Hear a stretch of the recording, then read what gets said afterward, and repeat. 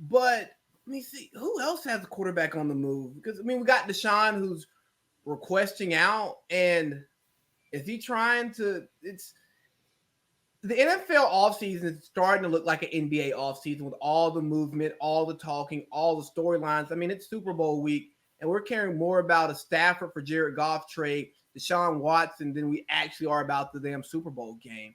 Do y'all think they actually moved Deshaun Watson? Zach. No, I don't think they do before the season starts. Like Brandon said, they've come out and said they do not want to trade him, which I totally understand. If I had one of the greatest quarterbacks in Texas, in Houston, Texas, Texans rather history, I wouldn't want to get rid of him either.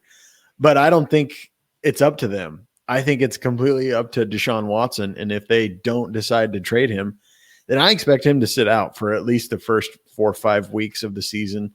I think his price will go down if he does that, and then he'll be on the move. I do not expect him to play in a Texans uniform ever again. So, what about those fines that he misses for every time he doesn't show up for training camp? He doesn't show up for a game. Do you think he's going to take that into consideration? No, I think that's chump change. I think he's sick of the Texans organization. I think he's just had it with them. They didn't get his guy that he wanted for head coach. I mean, they traded away his absolute best wide receiver he's ever played with. Why would you stick around? Why would you play for that team who is notorious for wasting players' careers? You talk to J.J. Watt, you talk to Andre Johnson, Arian Foster. Those are guys who are great at their positions, and they basically floundered in Houston because they never built anything.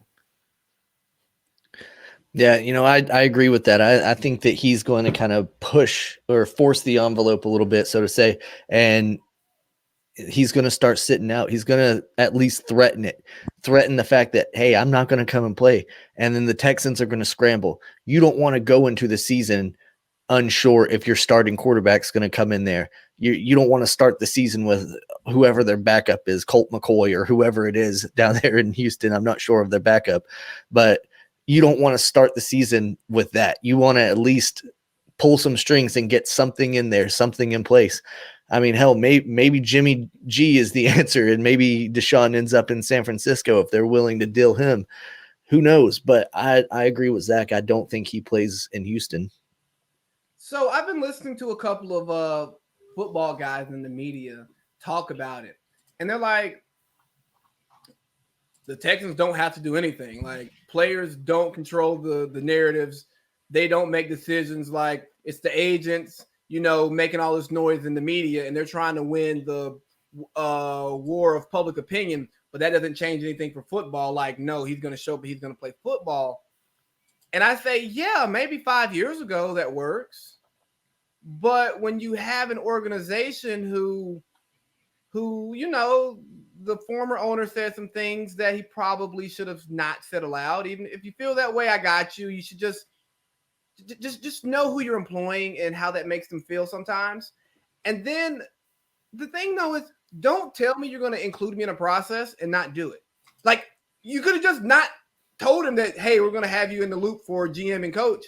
And he may be disgruntled, but he's still there and he's still quiet. And now Nick Caserio has the opportunity to start to build that relationship with him from a place of good hope, And did you hear what Brett Favre said?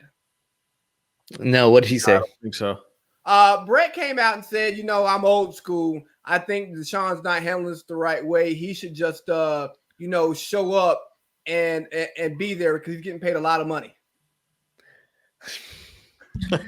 Brett Favre, the man who at the end of his career was bouncing around from team to team to team because he wasn't happy with the way things were going. He wasn't happy that the Packers drafted Aaron Rodgers to come in behind him. Come on now, Brett. Yeah, he took one too many shots to the head. That's also easy to say coming from a guy who got a winning team behind him and was able to make it to a Super Bowl and win one. Deshaun can't say the same. Yet he said words to the effect that, you just go out there, you play, the chips fall where they may. And it's like, hold on, Brett.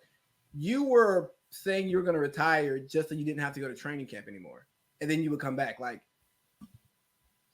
if Tom Brady says it, Peyton Manning says it, I got it, Brett Favre,